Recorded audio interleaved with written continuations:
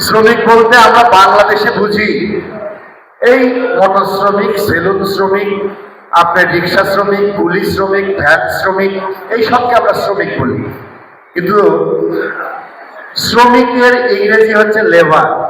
আমি বলতে চাই, পৃথিবীতে যাদের দুই হাত দিয়ে কাজ করে, যারা মাথা দিয়ে কাজ করে, সকল কিছু দিয়ে কাজ করে, এভরিবডি শ্রমিক।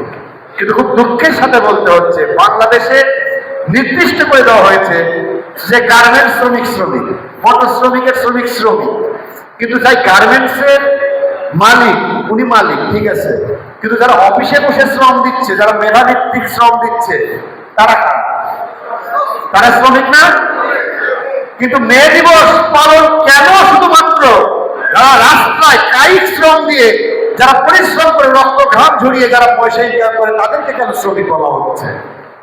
আজকে 1886 সালে যে আন্দোলনটি হয়েছিল, আন্দোলনের উদ্দেশ্য ছিল প্রত্যেকটা শ্রমিকের সময় 8 ঘন্টা নির্ধারণ করা, 8 ঘন্টা নির্ধারণ করা, এবং 8 ঘন্টার পরে যদি আমরা কাজ করতে চাই তাহলে আমাদের বেতনের ঘন্টা প্রতি ডাবল পেমেন্ট আমাদেরকে দিতে হবে। এটা ছিল আমাদের দাবি। সেই দাবিকে প্রতিষ্ঠিত করতে গিয়ে ওই সময় অসংখ্য শ্রমিক শহীদ হয়েছিলেন তার বুকের তাজা রক্ত দিয়ে। যার কারণে আজকে 1890 সাল থেকে সারা বিশ্বে এই মহান মে দিবস পালন হয়। কিন্তু দুঃখের সাথে বলতে হয়, এই 8 ঘন্টা টুলু ভাই বলে গেছে, 8 ঘন্টা কর্মদিবস পালন করছে যারা বুদ্ধি খাটিয়ে চেয়ার টেবিল এসিতে বসে সময় কাটায়, তারা 8 ঘন্টা পাচ্ছে। কিন্তু যারা সাধারণ শ্রমিক, যারা বন্ধ থাকলে, যারা পৃথিবীতে 7 দিন যদি বন্ধ থাকে, তাহলে মানুষের সবকিছু বন্ধ হয়ে যাবে। আজকে বাংলাদেশকে সহ পৃথিবীতে যারা স্বনির্ভর জাতি হিসেবে মাথা তুলে দাঁড়িয়েছে, শ্রমিকরা যদি না থাকতো, মাথা তুলে দাঁড়ানোর কোনো স্বপ্ন আমরা দেখতে পারতাম না।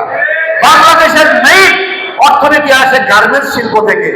সেই গার্মেন্টস শিল্পের শ্রমিকরা যদি 7 দিন ধর্মঘট করে, আমরা রেমিটেন্স থেকে বঞ্চিত হবে। আমাদের মোটর শ্রমিকরা যদি এক নাগারে 1 মাস বাড়িতে বসে থাকে, বাংলাদেশের কোনো পণ্য, কোনো মানুষ যদি এক জায়গা থেকে আরেক জায়গায় না যেতে পারে, বাংলাদেশ মূলত অচল হয়ে যাবে।